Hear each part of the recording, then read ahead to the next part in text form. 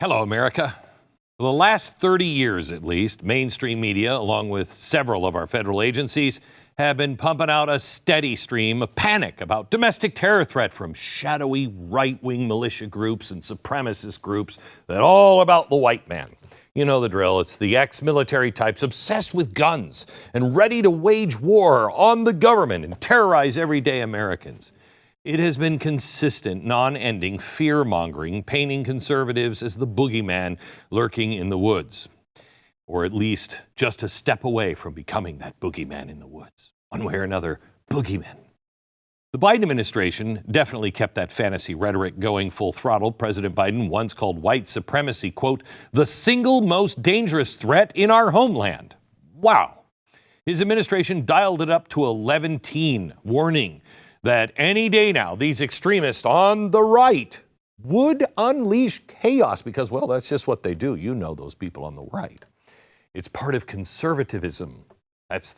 We're natural-born killers because we like guns and we voted for Trump and all that. Trumpity-Trump, Trump. Then, following Trump's election last November, mainstream media went into overdrive, worrying and predicting a resurgence of emboldened right-wing violence.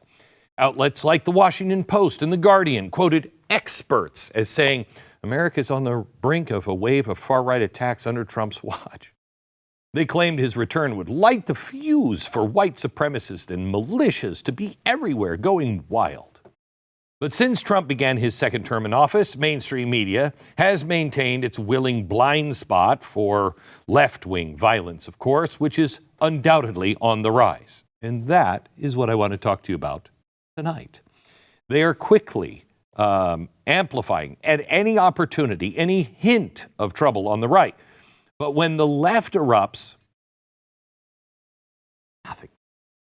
They ignore the literal fire raging in their own backyard while obsessing over some imagined right-wing uprising.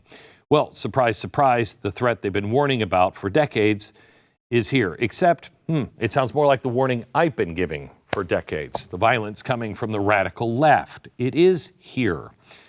That's right. Turns out the real danger is from the Marxists, the anti-American anarchists, and the anti-Israel agitators who have been building their arsenal and their rage.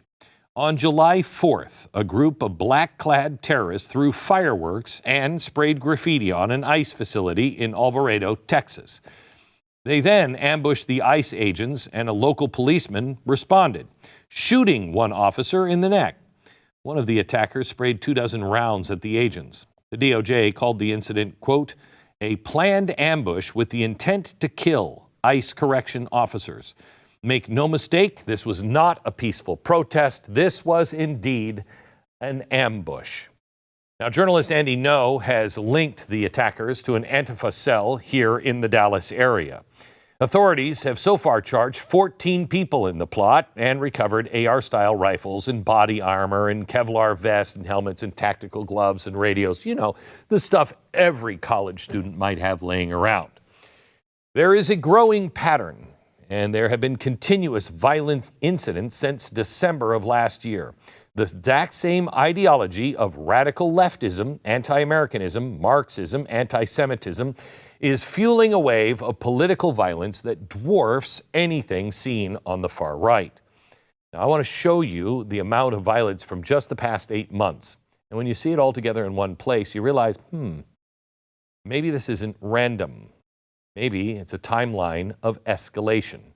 And it is getting deadlier by the day. Let me start over here with a chalkboard. Let me just remind you that I said for years, something like, off the top of my head, socialists, anarchists, Islamists, I think I also threw communists in there, will work together to destabilize Israel and Europe. It will spread to America, and the plan is to collapse the Western world. Sounds crazy. Let's go to the timeline of the last few months. Let's start in December 2024, December last year. This 20-something guy allegedly gunned down United Healthcare CEO Brian Thompson, Midtown Manhattan. The killer's manifesto raged against the healthcare industry, and left-wing voices treated him like some heroic Robin Hood. According to a disturbing Emerson College poll among people between 18 and 29 years old, 41% said killing the healthcare CEO was either acceptable or somewhat acceptable. 41%. On January 27th, by the way, would we say he was a socialist or an anarchist?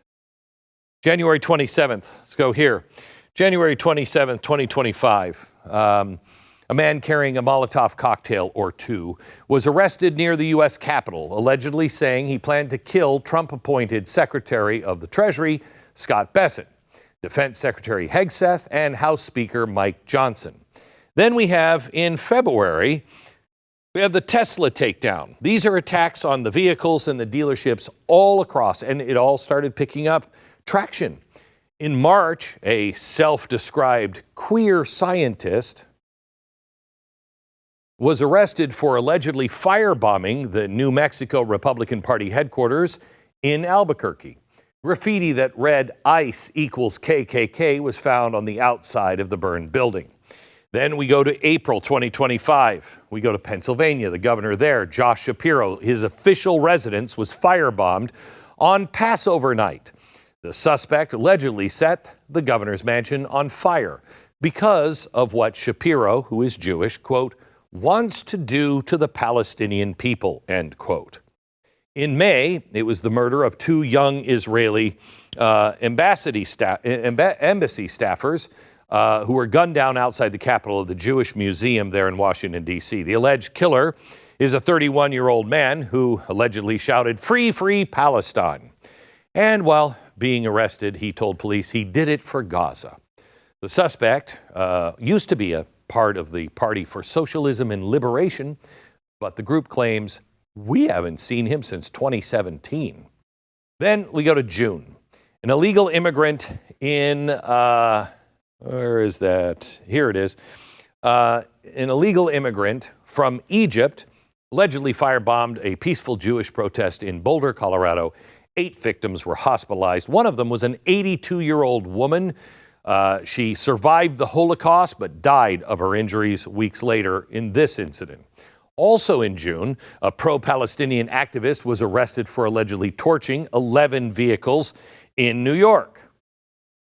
June was also the month when the mobs of anti-ICE rioters unleashed their fury on the streets of Los Angeles. They smashed law enforcement vehicles with rocks, threw rocks at policemen, just keeping things mostly peaceful. Naturally, the U.S. House Democrats unanimously voted against condemning those riots in L.A. House Minority Leader Hakeem Jeffries said, quote, "We will not be lectured by extreme MAGA Republicans about questions of law and order." Then in July 7th, man shoots some officers. Rioters tried to burn down another ICE facility, assaulting police officers until the riots were broken up with tear gas and arrests. Graffiti on the side outside of the facility reads, "Kill your masters." Socialist, anarchist, Islamist. Finally, July 7th, a Michigan man opened fire on a border facility in McAllen, Texas. 2 police officers and an agent were wounded and hospitalized. U.S. Border Patrol agents returned fire, killing the subject. Sorry, said last one. It's this one, July 11th. We have more anti-ICE chaos. It erupted during a raid on a cannabis farm in Ventura, California. Activists again assaulted ICE officers and vehicles, with one protester appearing to fire shots at federal agents. All of this since December. I know that may seem like a long, long time ago, but it wasn't. We're talking the last 8 months. Murder, attempted murder, arson, vandalism, total chaos, terrorism. This is the very definition of terrorism. Socialists, anarchists, and Islamists will work together to destabilize Israel and Europe. It will spread to America, and their plan is to collapse the Western world. Wow, seems right. This is the real threat to America, not the phantoms the left has been trying to spook the nation with for decades. But they've been radicals they are enabling. They're the ones to worry about. The media enables these radicals when they amplify the hoaxes related to ICE. Here's a recent example. It involves an illegal immigrant from Mexico living in Los Angeles who faked her own kidnapping by ICE agents, claiming she was ambushed in a fast food restaurant parking lot, taken to a warehouse, and then pressured to self-deport. A GoFundMe campaign was set up. Her family and their attorneys held a press conference. But then the surveillance footage and phone records disproved her story. She's now facing federal charges. Then there's this example, a TikTok video with over 800,000 views so far alleging this. Guys, they're throwing the deportees out of the planes and into the ocean. No, this is not a drill. No, this is not fear-mongering. They're shackling people, flying out into open ocean and throwing them out, okay? The flight patterns, there's people tracking them on this app. The flights going out with the deportees, watching them go out to open ocean and circle back. A family in Italy saw 5 shackled bodies wash up on the shore.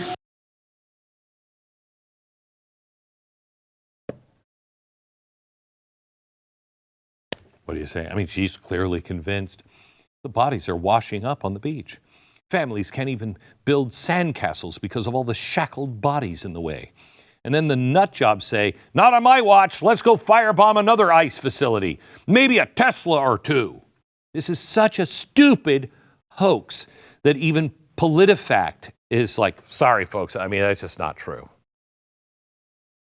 It's hard to believe that people could be this stupid, and yet look at the evidence that just piles up. I did a monologue on Monday about Bonhoeffer where he said in 1943, he wrote an essay from prison and said, you know, it's the stupid people that we really have to worry about because they've just stopped thinking. It doesn't mean you're not well educated. It just means you've allowed your thinking to be assigned over to another entity, and you're not even thinking anymore.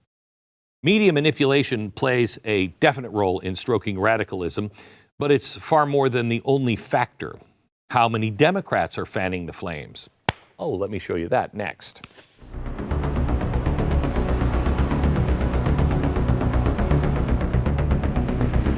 Oh, all right. You wake up every morning wondering how pain's going to affect your day. Michael from Connecticut used to be that way, not anymore. Let me tell you his relief factor story. Michael told me he was dealing with elbow pain, which made everything that he had to use his arm and hand for really, really hard. Nothing he tried worked until he started taking relief factor. He said, my pain went away. His other aches and pains went away too. And on top of that, he felt like he had more energy. Of course, you have more energy when you're not in pain. If you're living with the aches and pains, see how Relief Factor a daily drug-free supplement can actually help you feel better and live better. Join the over 1 million people who have turned to Relief Factor, just like Michael did. Now, try their 3-week quick start. It's $19.95. It's less than $1 a day. Don't let pain keep you from doing the things that you want to do and live the way you want to live. Visit relieffactor.com or call 800-4-RELIEF. 800-4-RELIEF. It's relieffactor.com. Just had a subscriber write in during the break and say, Glenn, the swimmer about the bodies being thrown out over the ocean said, of course she's socialist. I mean, the telltale is right there, hair under her underarms. You're right. Should have noticed that. Let me start here. Democratic Party. They are not just tolerating political violence. They are cultivating it. And it's not by accident, not by fringe outliers, but through its leadership, its rhetoric, and its policies. Over the last decade, we have been told over and over again that words are violence, that speech, if it violates left-wing dogma, can spark harm. But somehow that rule just does not apply when Democrats speak. Like a couple of months ago when Minnesota Governor Tim Walz said this. Donald Trump's modern-day Gestapo is scooping folks up off the streets. They're in unmarked vans, wearing masks, being shipped off to foreign torture dungeons. Let that sink in. That is a governor. The Gestapo, the Nazi secret police. This wasn't a gaffe. This was a signal. And Democratic leaders of all levels of government have been sending similar signals ever since Trump returned to the Oval Office. Now, when you equate federal agents with literal Nazis, you're no longer offering an opinion. You are giving permission to escalate. Because if you really truly believe they're Nazis, isn't it your moral responsibility to stop them? And in today's leftist ecosystem, you are giving them a mandate. In Portland, two anarchist and Antifa affiliated group have been publishing names and photos and home addresses of ICE officers online. They're calling it accountability. But this is terrorism. It's intimidation. They're targeting not just the agents, but their wives and children. Flyers are being posted in their neighborhoods with threats like "no peace for ICE" and a message in Spanish that means F immigration services. They're now posting photos of the families and homes of ICE agents. That's not a protest. Again, that is domestic terrorism. And the numbers back it up. According to the Department of Homeland Security, assaults on ICE officers are up 830% so far this year compared to the same period in 2024. 800%. Meanwhile, our ICE agents are being hunted. Democrat lawmakers are working to make it easier for them to be identified. In Massachusetts, State Representative James Hawkins introduced a bill that would make it a crime for ICE agents to wear masks while performing their duties in his state. I don't want our police wearing masks either. But if you have people posting them, calling them Nazis, and calling for action, of course I want them to wear masks. Imagine knowing your face could get out and your family is targeted, having your government order a way for you to be exposed. Hawkins tried to defend this madness by saying police officers never wear masks and they're dealing with much more dangerous situations. No, they're not. They're walking into maybe drug dens. They don't know what they're facing. These guys know what they're facing. A cabal of anarchist terrorists that are sanctioned by the left and the government of the left to be targeted and possibly killed. Yeah, I think maybe they're okay with the masks. So he apparently hasn't watched any news all this year. And then, yes, you actually do have police officers who do wear masks sometimes when performing their duties. But that's beside the point because ICE officers are being hunted. Thankfully, this bill will fail because the state cannot override federal law enforcement procedures. But make no mistake, the people of Massachusetts would probably vote this in. In Washington, House Minority Leader Hakeem Jeffries also vowed to unmask ICE agents across the board. Every single ICE agent who's engaged in this aggressive overreach and are trying to hide their identities from the American people will be unsuccessful in doing that. This is America. This is not the Soviet Union. We're not behind the Iron Curtain. This is not the 1930s. Nazis? And every single Soviets. one of them, no matter what it takes, no matter how long it takes, will of course be identified. Okay, great. Hakeem, what about the people on the streets that are targeting them that are wearing masks? I mean, this is America. You know, this isn't the 1860s Old West. Why are they wearing masks? For the same reason. They know they'll be caught by that government and prosecuted for doing illegal things. Hakeem Jeffries is not alone in this obsession. Here's a Vermont Democratic Congresswoman, Becky Ballint, with her take on the ICE officers wearing masks for their own protection. They're acting more like vigilantes than of agents of our government. How can we even trust that these are government officials? Oh, my God. It's nothing more than kidnapping.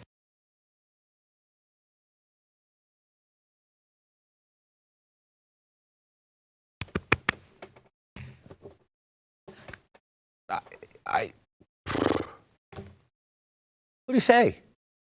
We can't even be sure if these are actually real ICE officers? Could they just be random dudes that enjoy getting shot at? They're like vigilantes, so go ahead and attack them. Are you out of your mind? I cannot take the stupidity anymore. I don't know how I show up for this job every day because it obviously doesn't do jack squat. They're fair game because they're basically kidnappers. Are they? Now, the Los Angeles mayor, Karen Bass, was on the scene earlier this month trying to obstruct an ICE operation herself. Chicago Mayor Brandon Johnson referred to ICE as, quote, secret police terrorizing our communities. If you believe that, why wouldn't you shoot these people? Do you see how this works? Remember, Sarah Palin, she got in trouble because a flyer about politics said, we're targeting this district. Targeting this district, that's going to cause violence. But this, now. During a press conference, Boston Mayor Michelle Wu compared ICE officers to a neo-Nazi group. They're all singing from the same songbook, and it reveals the mindset of the Democrats. These are not outliers. Whether trying to pass legislation about ICE wearing masks or literally rallying followers into the streets or comparing ICE to Nazis, these elected officials are making federal agents more vulnerable to attack. It is sick. And then there's California Representative Maxine Waters, who's always a stable individual, urging elected officials and citizens to get out into the streets and protest, just like the Civil Rights Day. Good Lord, lady, give it a rest. Oh, what an insult. What an insult to Martin Luther King to say this. So, the collective effect of messaging, what is it?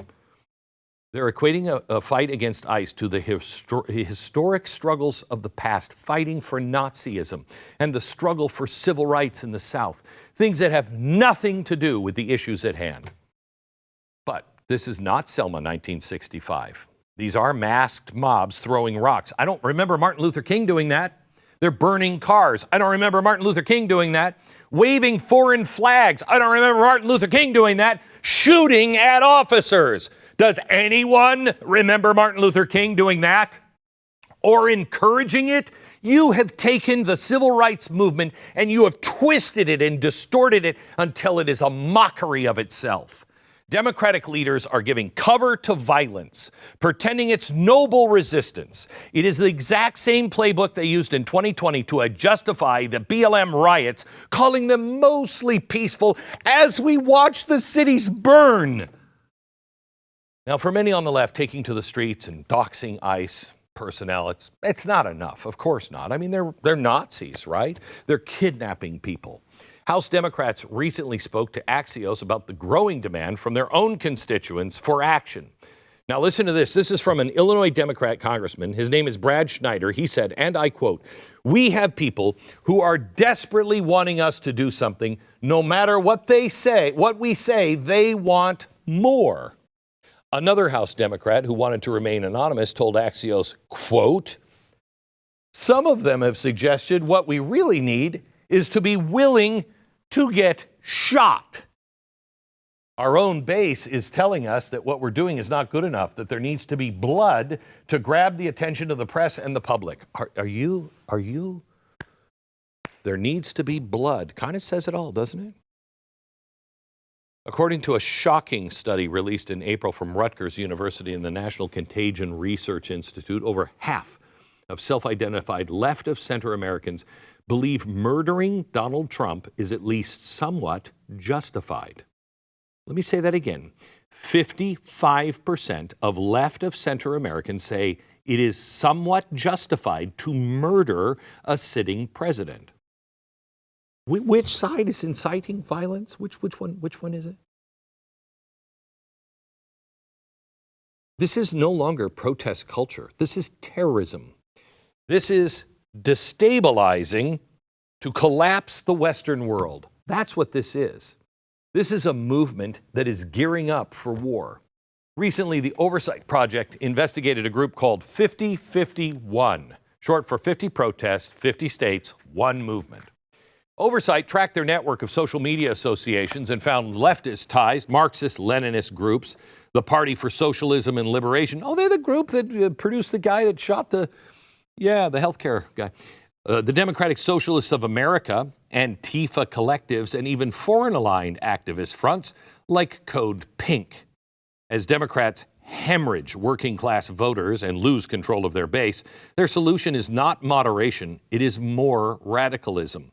The left does not want the chaos to stop. They want to harness it. They want to weaponize it. They want to normalize it. They want to encourage it. I have been warning for years about the radical left's march towards chaos, and it has arrived. The violence is being fueled directly and indirectly by the leaders of the Democratic Party, period. This is not about ICE. This is not about Trump. This is not about the next election cycle. This is about whether our institutions can survive when one party decides rules do not apply anymore. The truth still matters, America. Law and order still matters. And the struggle to sustain these will always matter. Okay, I'm going to introduce you next to somebody from the Center for Security Policy that has been studying this for years. A lot to say here. Back in a minute.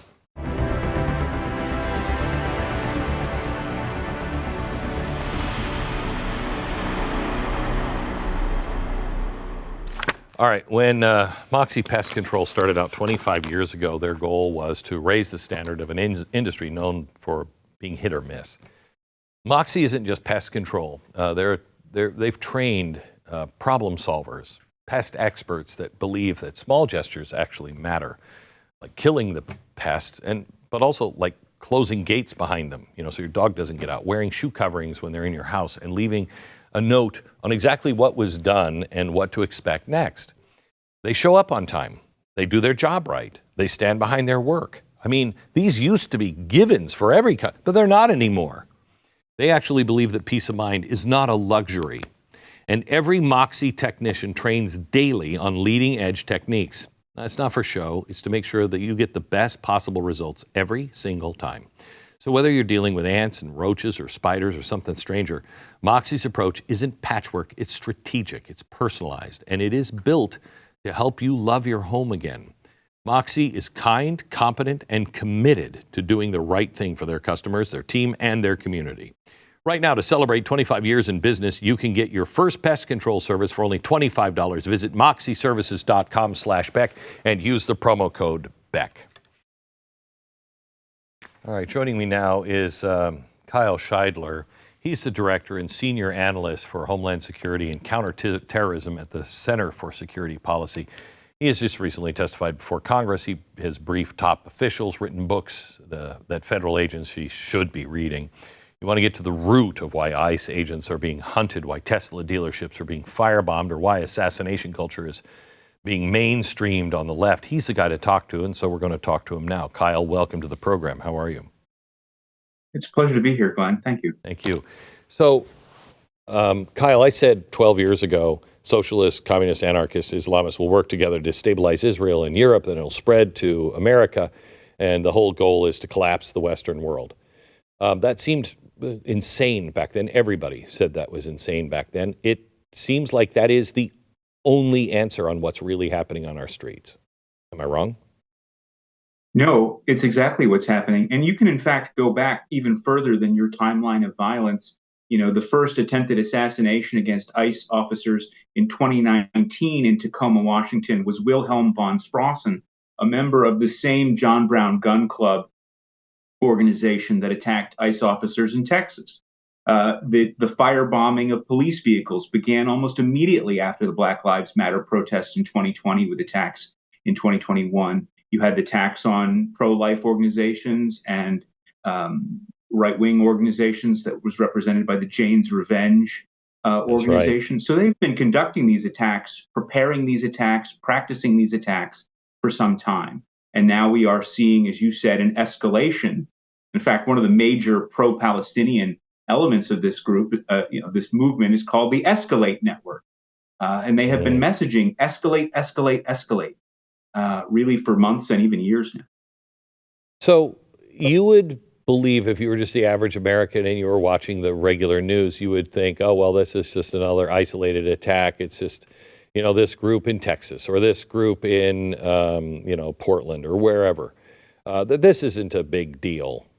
I don't know how you would say that, but I think a lot of people do. They just think these are all just lone wolves. Can you tie them together? You can.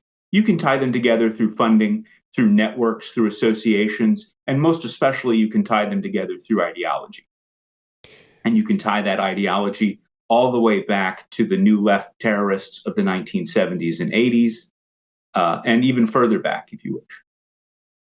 It's amazing. The more things change, the more they say exactly the same. When you said bring back to the 1960s, Weather Underground, and those people went into, academia and to government, and they're the ones that are running this and excusing this. Is the Democratic Party, did things just slip out of control, or does Chuck Schumer believe in this stuff, or is he just not saying anything because they now control everything, or they're afraid of these groups? I think there's probably a variety of motivations. To begin with, some of these more radical groups are tied into the democratic structure through things like labor union organizing. There has been an understanding on the left that having some element of street political power was of use to them. Often they used it to move the Overton window a little bit to the left for some issue that they were working. And so I think you do have progressive elements of this coalition who do look at these things in that way. A little bit of fisticuffs will get our protest on the news, and so it's not that bad. But they are now facing, from their left, a very serious organized fight. I think a lot of what you're seeing from Democrats in Congress is actually fear. They're afraid of being primaried. You have Democratic Socialists for America candidates primarying Democrat politicians all throughout the country. At the local level, we're seeing them win mayoral offices or the Democratic candidacy for office. And so I think a lot of the Democrats are afraid that they will be primaried from their far left.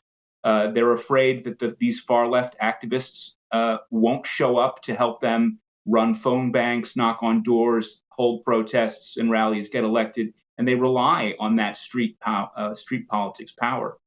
Don't you so think? Then, to a certain extent, they are being bitten by the hand or they are the hand that is being bitten, right, from those they have once fed. Don't you think there should be a little more fear of assassination? I mean, when your own constituents say, hey, maybe some of you guys just have to be willing to take a bullet or two, that would scare the bat crap out of me if my fans were saying, Glenn, maybe you just have to die. And I knew they were radicals that were doing these kinds of things. That's a sign I'm no longer really a friend. I'm just a tool. Well, look at someone like Pennsylvania Democrat Josh Shapiro, who was not vocal enough, was not radical enough for them, and he gets a firebomb through the window. But this goes all the way back to the 1930s and the strategy of the original Antifa, which was that you force the center left to make a choice between the fringe. You say, if you do not stand with us, you are a Nazi, and we're going to treat you like we treat Nazis. And that is the message that they're sending. And I think it's the message that's being received by a lot of what we would call center left or mainstream Democrats. So they feel like they have to get on board with this because if they don't, it's coming for them next. So how does that end? Not well. The problem with street politics is that if that's the way that politics gets done, sooner or later, everybody realizes that and responds accordingly. And you end up in a revolutionary Weimar Republic situation where you cannot engage in politics if you don't have a party militia. And I think that's not where the American people want to be.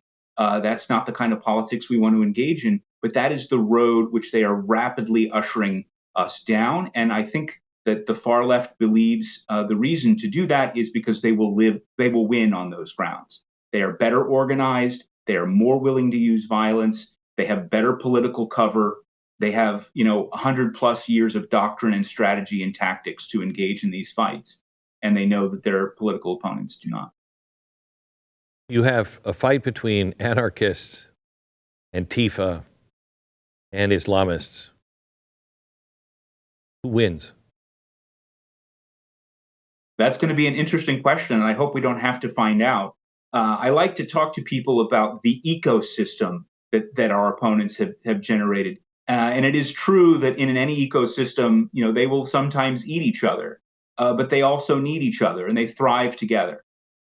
And so they cooperate in ways and they collaborate in ways, even as they may detest each other. We see, I track social media and I see the anarchist sites just railing against the Party for Socialism and Liberation.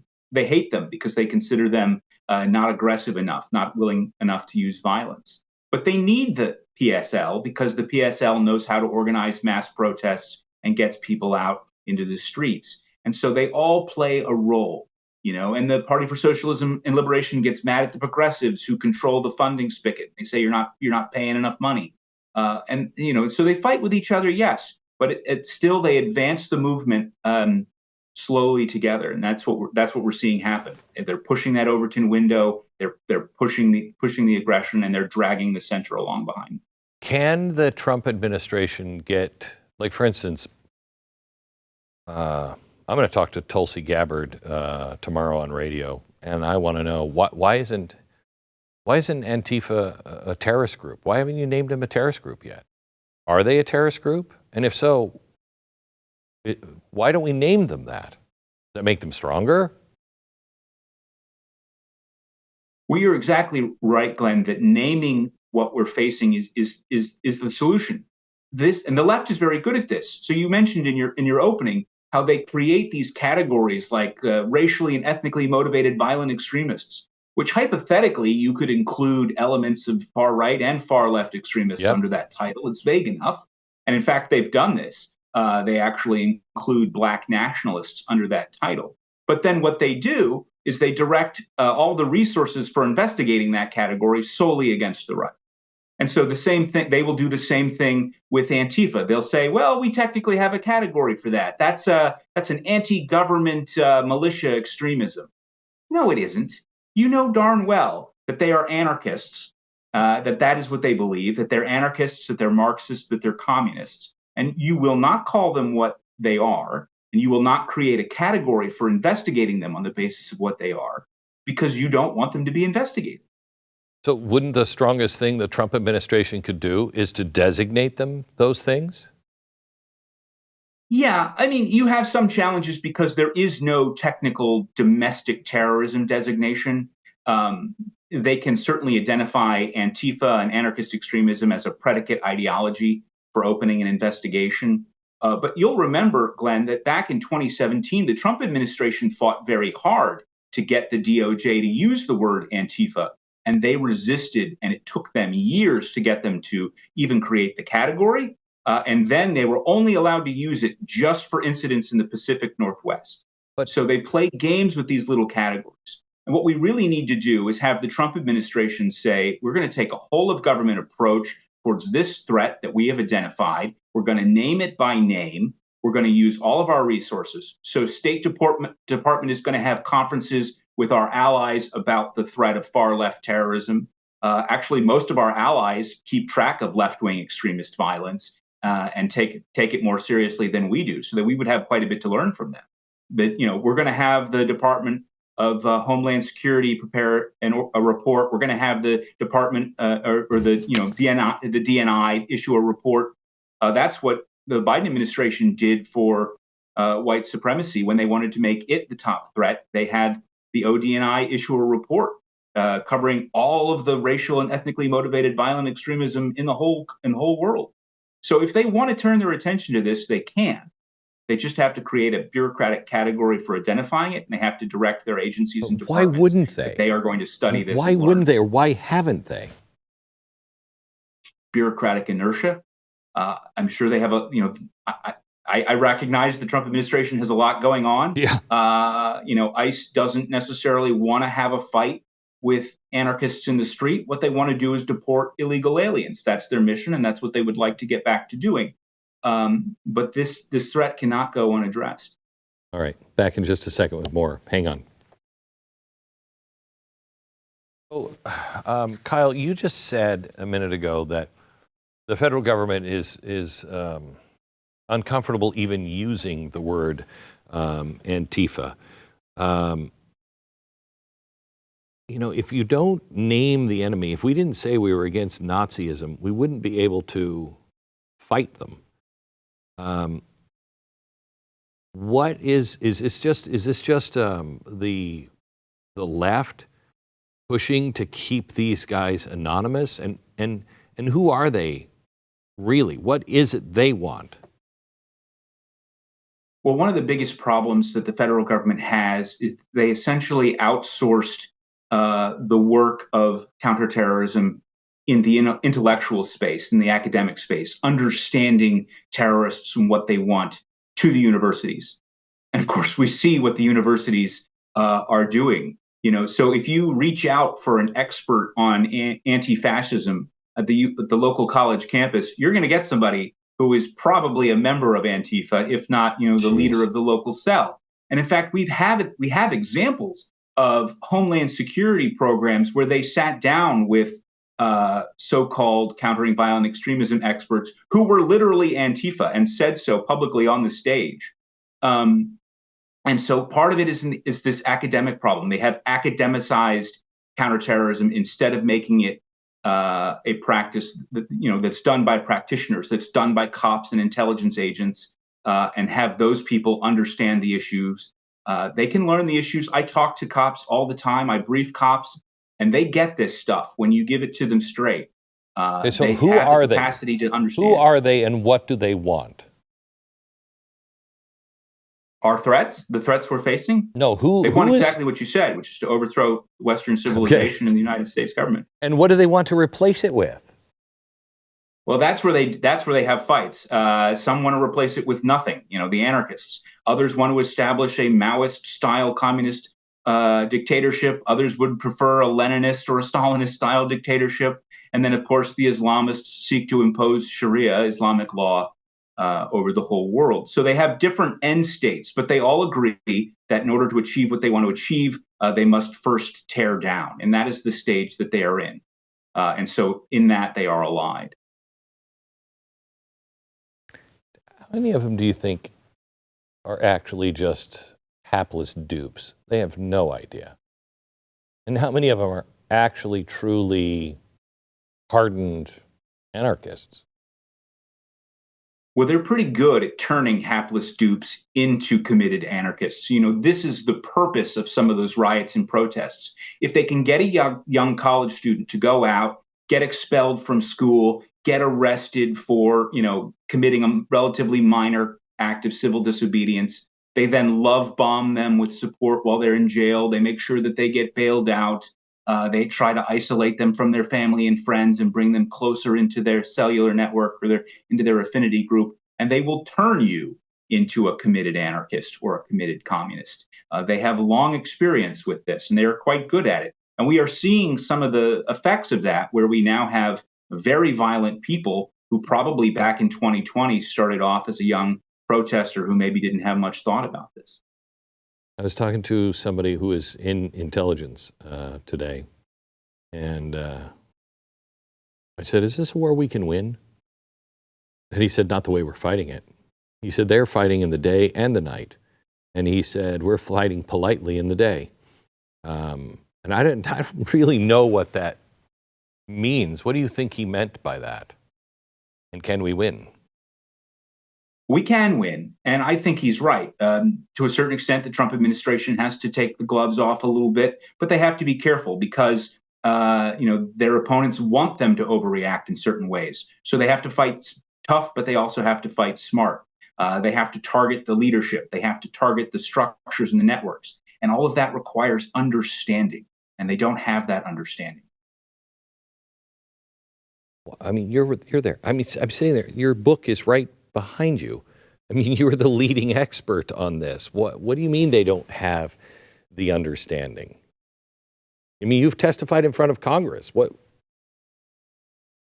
I did, and I got yelled at by Mazie Hirono, and Andy Ngo and I were there testifying, and there were some other good experts. And then they had, the Democrats brought in some experts who were themselves essentially aligned with Antifa. You have federal affinity groups, for lack of a better term, DEI groups that are all in on some of this stuff. And so the Trump administration has to wrangle its own bureaucracy and commit them to dealing with this issue. Whether that's creating a task force and bringing in people that they can trust to put things together to develop a strategy or what have you. Why can't we just, I mean, I know this sounds so stupid probably to you, but why can't we just arrest them and put them in jail? And the definition of terrorism is trying to terrorize people to change political outcomes. Isn't that the definition of terrorism? Isn't that what they do? It is. You know, we just saw, I read a recent report that grand juries in Los Angeles are refusing to indict for assaulting federal officers. And they've already dropped charges against one of the agitators that they arrested who was providing these face masks to some of the protesters. It just happened in even Oregon amongst as our well. own DOJ, they're having trouble. Yeah. Just happened in Oregon as well. Are we following the money? Can we choke their money off? Money is difficult because it is so fungible. A lot of people on the right focus, I think, maybe too exclusively on money. There are some things we can do with money, including dealing with what are called fiscal sponsors, which are how they hide some of the money that filters down to some of the really dangerous groups. So there are some things that they could do at the legislative level. But I think more importantly is understanding ideologically what the threat is, understanding how the structures work, how the networks work, and then just simply going after them with good intelligence in a sort of counterinsurgency style model. How well funded are they? They can be very well funded, but most of what they do is not that expensive. You know, a Molotov cocktail doesn't cost that much. Most of their big expenses are bail funds. And transportation, and a lot of those funding, you know, those are technically legal to provide. So it's difficult to go after them from a funding standpoint. But if you could prove, as they did, for example, or they are in the process of proving in Georgia in the Stop Cop City protests, that some of these organizations that are providing funding and serving as fiscal sponsors are actually connected to the organizers of the violence itself, then you have the makings of a RICO case. I know Senator Ted Cruz is looking at modifying federal RICO to deal with this, which is an interesting bill, and I'd like to see more on that moving forward. So there are some things you could do on the money front, but it's not the be-all and end-all. Kyle, anytime you have anything to share, would you please just call my office? This is, I mean, I'm assuming you don't think this is going to de-escalate anytime soon. It's only going to get worse in the coming year, especially for the election, right? Certainly leading up to the midterm, I think there's a high probability of escalation, and then it's not going to get worse, or it's going to only get worse as long as the Trump administration is in office, and as long as they think that this is their solutions is violent street politics. Thank you. I really appreciate all of your time being on the program. Thank you so much. We'll talk again. Thank you, Glenn. I spoke to Tulsi Gabbard earlier today about many things, and I'm going to air that tomorrow on the radio program. So you'll hear that first thing in hour number 1 tomorrow, 9 a.m. Eastern time. We talk about a lot of things. That's tomorrow, radio, 9 a.m. Eastern from Dallas. Good night, America.